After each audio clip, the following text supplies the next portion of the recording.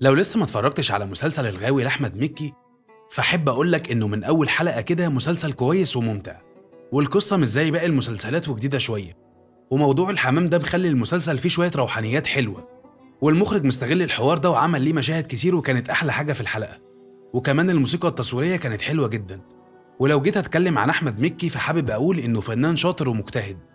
أحمد مكي راجع بيقدم دور شمس ناصر العدوي، شاب من حي الجمالية.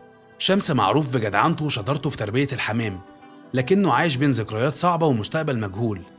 الأحداث في المسلسل مشوقة والتصوير عالمي، ووجود كزبرة نجم المهرجانات سايب أثر برغم إنه ضيف شرف وظهر في أول حلقة بس، وبعدها مات بعد عملية نصب واعتداء، وكان لايق على الدور جدا. والفنان أحمد بدير قدم أداء هايل جدا. أما بقى عن أحداث الحلقة الأولى، فهي إن أحمد مكي بيقدم دور شمس اللي كان بلطجي زمان وتاب، وبطل البلطجة لما واحد صاحبهم مات، وخدوا عهد هو وصحابه إنهم مش هيرجعوا تاني.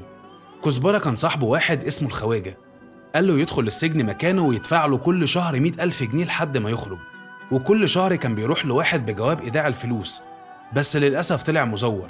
ولما خرج راح البنك ياخد الفلوس، اكتشف إن الحساب فيه 10,000 جنيه بس، فراح للي دخل السجن بداله وقال له على الفلوس، فمسكوه هو ورجالته وضربوه.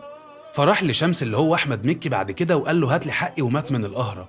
فمكي هيجمع صحابه وهياخدوا حق كزبرة. وده كان ملخص سريع للحلقة الأولى. المسلسل ده أنا متوقع له هيكسر الدنيا وهيعمل شعبية كبيرة، لأن مكي جمهوره كبير وبيحب أي حاجة بيعملها. وأنا شخصيا هكمل المسلسل ده إن شاء الله، لأنه خفيف كده وفيه شغل كويس. سلام.